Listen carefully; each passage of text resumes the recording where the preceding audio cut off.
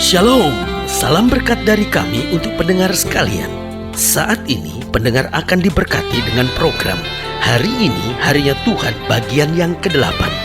Sebuah program rohani tentang doktrin Alkitab yang menolong kita untuk semakin tertanam dalam kebenaran firman dan bertumbuh dalam kemuliaan. Bersama hambanya, Pendeta Gilbert Lumwendong, STH. Banyak orang merasa doktrin Alkitab sebagai sesuatu yang membingungkan. Tetapi tahukah saudara bahwa doktrin Alkitab intinya adalah memahami Alkitab dengan benar, dengan pemahaman yang sistematis, sehingga kita terus dapat tertanam di dalam kebenaran firman, sehingga kita terus bertumbuh di dalam kemuliaan Allah. Buka hati saudara sekalian untuk menerima berkat-berkat firman-Nya hari ini. Salah satu penderitaan yang terbesar dalam kehidupan ini yaitu jika kita dijajah oleh rasa bersalah. Ini yang membuat hidup paling tidak nyaman. Ini yang membuat hidup seringkali begitu tertekan. Ini yang membuat hidup ini kadang-kala kehilangan gairah. Kenapa? Karena kita dikejar oleh rasa bersalah. Nah, rasa bersalah ini ada dua. Yang pertama adalah rasa bersalah yang dikerjakan oleh Roh Kudus. Roh Kudus mengingatkan kita tentang segala kesalahan kita, kejahatan kita, dosa kita, sampai kita mengambil keputusan untuk bertobat, merendahkan diri, minta ampun pada Tuhan.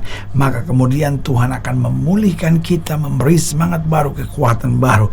Itu rasa bersalah yang diciptakan, ditimbulkan sebagai teguran Roh Kudus dalam kehidupan kita. Tetapi yang kedua adalah rasa bersalah atau guilty feeling yang ditaruh oleh setan dalam kehidupan kita. Ini sebagai bentuk penjajahannya, sehingga hidup kita tidak mengalami kebebasan. Saudara yang kasih dalam Tuhan, setan senang sekali membiarkan hidup saudara terus dengan rasa bersalah. Karena rasa bersalah yang pertama membuat orang selalu merasa terkutuk. Orang itu kalau ada rasa bersalah, saudara-saudara, selalu dia pikir, ini kutuk yang menimpa saya, sehingga dia nggak punya fighting spirit, tetapi yang ada cuman self pity spirit, atau roh yang mengasihani diri sendiri. Ya habis bagaimana pendeta, dosa saya banyak, ini memang kutuk yang harus saya tanggung kali. Saudaraku yang kasih dalam Tuhan, rasa bersalah membuat seorang selalu merasa terkutuk. Yang kedua, rasa bersalah yang setan taruh ini membuat seseorang selalu menghakimi diri sendiri. Saya memang gak pantas diberkati, saya kayaknya gak pantas tuh lihat mujizat. Ya modal kayak saya pendeta, modal begini, mana bisa lah, mana layak lah untuk melayani, ya kan? Sehingga akhirnya kita terus menghakimi diri kita sendiri, sampai akhirnya kita gak merasa bahwa sebetulnya Yesus di kayu salib sudah menyelesaikan semuanya dan berkata sudah selesai, termasuk kutuk dosa kita, termasuk segala pelanggaran kita, termasuk segala kesalahan kita sudah diselesaikan dalam anugerahnya. Berarti saudaraku yang kasih dalam Tuhan, rasa bersalah yang pertama membuat seseorang selalu merasa terkutuk. Yang kedua, membuat seseorang selalu menghakimi dirinya sendiri, sampai gak ada semangat untuk maju, gak ada semangat untuk bangkit, gak ada semangat untuk melayani Tuhan. Karena selalu yang dalam dirinya, saya nggak benar, saya nggak layak, saya nggak siap, saya nggak pantas di hadapan Tuhan, ya kan? Jadi yang pertama jelas rasa bersalah membuat seorang selalu merasa terkutuk. Yang kedua, membuat seseorang selalu menghakimi diri sendiri. Yang ketiga, membuat seseorang selalu merasa tidak layak. Saya tidak pantas menerima mujizat, saya tidak pantas untuk melayani Tuhan, saya tidak pantas untuk menjadi saksi Tuhan, saya tidak pantas untuk terlibat dalam kegiatan-kegiatan gereja karena dosanya banyak, karena kesalahannya fatal. Setan senang sekali sampai akhirnya saudara hanya fokus pada masalah persoalan yang akhirnya membuat ketertekanan dalam diri saudara. Tapi sebagai hamba Allah, saya mau ingatkan, kita layak bukan karena kita hebat, kita layak bukan karena kita sempurna, tapi kita layak karena darah yang tertumpah di kayu salib, dan darah itu menyelesaikan segala sesuatunya. Sehingga kita berkata, oleh bilur Yesus kita disembuhkan, dan oleh darah Yesus kita dapat menghadap Allah di dalam keberanian dan anugerahnya. Haleluya.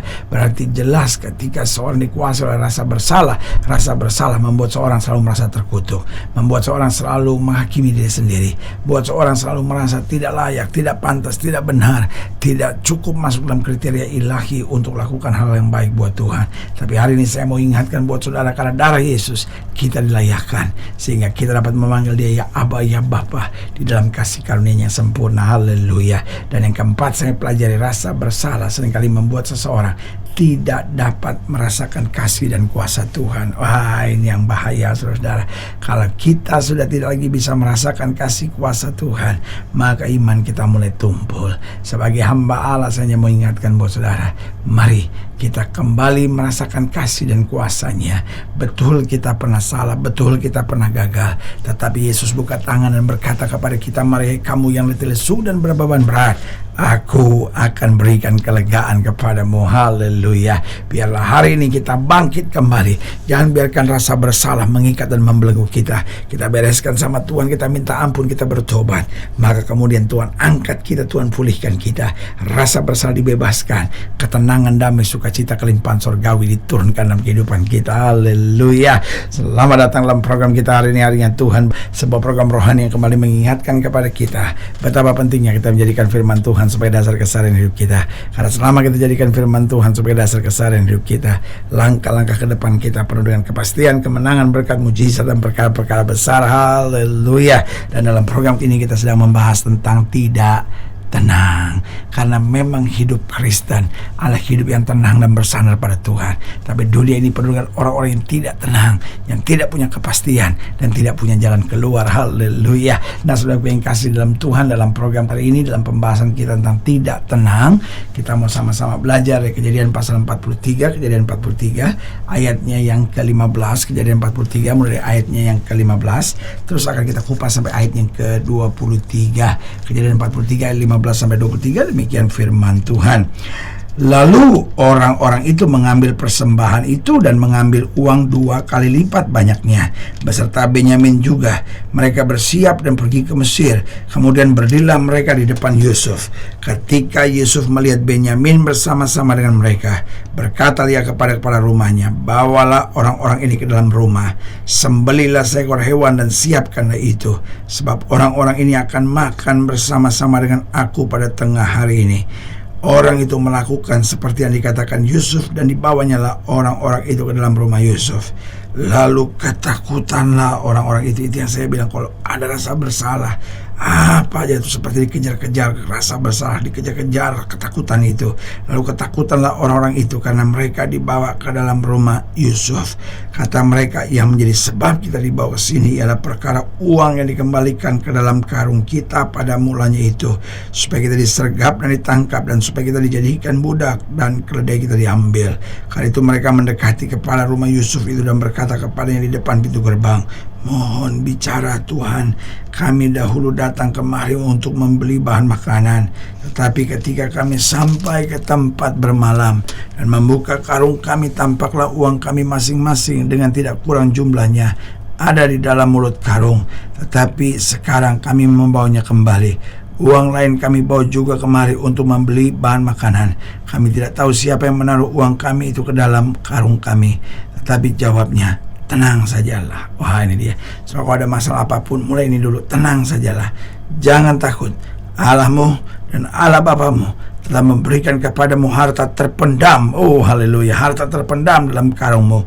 Uangmu itu telah kuterima. Kemudian dikeluarkannya Simeon dan dibawanya kepada mereka. Haleluya. Dan saudaraku yang kasih dalam Tuhan, dalam ayat bacaan ini jelas bagaimana kita orang percaya dapat selalu tenang di tengah situasi bagaimanapun. Bisa saja hari kemarin kita penuh dengan dosa dan kesalahan, tapi waktu kita bertobat di hadapan Tuhan, walaupun dosamu merah seperti kermisi, akan diputihkan putih seperti salju. Haleluya. Berarti jelas kita baru bisa tenang di tengah rasa bersalah kita. Yang pertama, jika kita menyadari makna salib serta darah yang tertumpah. Saudaraku yang kasih dalam Tuhan, jika kita mengerti what is the meaning of the cross, apa itu makna yang sebenarnya dari salib, apa maknanya darah yang tertumpah, waktu kita mulai menyadari, iya ya, di salib segala sesuatu yang diselesaikan, iya ya, lewat darahnya dia menebus kita, menjadikan kita milik kesayangannya sendiri. Haleluya. Berarti kita baru bisa tenang di tengah rasa bersalah kita. Yang pertama, jika kita menyadari makna salib serta darah yang tertumpah. Karena kita manusia, kita bisa salah. Tapi kita menyadari salib, kita menyadari darah yang tertumpah, nggak bisa tidak, nggak akan kita jauh dari Tuhan, tapi melekat dengan Tuhan lagi dan melihat kemuliaan Tuhan dinyatakan. Haleluya. Yang kedua saya pelajari, kita baru bisa tenang di tengah rasa bersalah kita jika kita menghentikan semua penjajahan iblis dalam pikiran kita dengan mulai mengisi pikiran kita dengan hal-hal yang positif. Saudara yang kasih dalam Tuhan, ini penting sekali. Kalau kita terus membiarkan penjajahan iblis dalam pikiran kita sehingga kita cenderung berpikir negatif, maka hidup kita akan kehilangan damai, kehilangan sukacita, kehilangan ketenangan. Tapi sebaliknya, kalau kita hentikan semua penjajahan iblis dalam pikiran kita dan mulai pegang firman, apa yang benar, apa yang mulia, apa yang sedap, dengar, itu yang kita pikirkan. Haleluya. Jadi yang pertama, jelas kita baru bisa tenang di tengah rasa bersalah kita jika kita menyadari makna salib serta darah yang tertumpah. Yang kedua, jika kita menghentikan semua penjajahan iblis dalam pikiran kita dan mulai berpikir yang positif seturut dengan firman. Haleluya. Dan yang ketiga, kita baru bisa tenang di tengah rasa bersalah kita jika kita tidak menengok ke belakang, tetapi memandang ke depan pada rencana Allah yang semula. Jangan nengok ke belakang lagi. Ya, tapi saya dulu begini, itu yang bikin saudara makin gak tenang. Tapi mulai hari ini aku melupakan apa yang ada di belakangku dan mengarahkan diri kepada apa yang ada di hadapanku, sehingga kita gak menengok ke belakang lagi, tapi memandang ke depan tentang anugerahnya yang sempurna dalam hidup kita. Haleluya. Dan yang keempat, kita baru bisa tenang di tengah rasa bersalah kita jika kita meninggalkan segala dosa dan kesalahan kita. Ada banyak orang mau cari Tuhan tanpa mau bertobat. Ada banyak orang mau cari Tuhan tanpa mau sungguh-sungguh menyerahkan hidupnya. Tetapi biarlah hari ini kita berkata, Tuhan, aku tinggalkan segala dosa, kejahatan, kesalahan, tapi aku bangkit hidup dalam anugerah kasih karunia berkat Tuhan yang sempurna. Haleluya. Saudaraku yang kasih dalam Tuhan, jika saudara yang dilayani lebih jauh, hubungi kami melalui telepon, hubungi kami melalui surat, kunjungi website kami, karena kami ada untuk membawa Bapak Ibu saudara senantiasa lebih dekat pada Tuhan dan mengalami kasih kuasa mujizat yang luar biasa. Haleluya. Secara khusus melalui program ini juga saya mau berdoa buat siapa yang sakit, siapa yang berbeban berat, karena saya percaya bahwa bagi Allah tidak ada perkara yang mustahil. Nah, saudara yang didoakan secara khusus boleh taruh tangan kanan saudara di dada dan kita akan berdoa. Mari kita berdoa. Bapa, dalam nama Yesus, hamba doa buat yang sakit, hamba doa buat yang berbeban berat, hamba doa untuk setiap mereka yang sedang menghadapi masa-masa yang sukar, karena hamba percaya bahwa bagi Allah tidak ada perkara yang mustahil. Bapa, hamba berdoa di dalam nama Yesus Tuhan, jamah anugerah kasih karunia kuasa-Mu, berkat-Mu boleh tercurah. Bahkan mereka yang taruh tangan kanan ini di dada, karena mungkin hari-hari ini sedang tidak tenang, hari-hari ini sedang dikejar oleh tekanan-tekanan sehingga hidup kami gak bisa sukacita. Bapa, hamba doa dalam nama Yesus sehingga setiap mereka yang taruh tangan kanannya di dada boleh menerima kelepasan, anugerah, berkat, kuasa Tuhan yang sempurna di dalam nama Yesus. Haleluya. Amin. Saudara gue yang kasih dalam Tuhan, kita sudah berdoa. Ingat, Allah tidak pernah lalai menepati janjinya. Ini saatnya buat kita untuk bangkit bersemangat, bersuka cita dalam menghadapi segala perkara, karena kita tahu Yesus hidup, Yesus berkuasa dan selalu menyediakan terbaik buat anak-anaknya. Doa saya menyertai saudara. Sampai berjumpa pada program berikut, dan jangan lupa jadikan hari ini harinya Tuhan. Haleluya.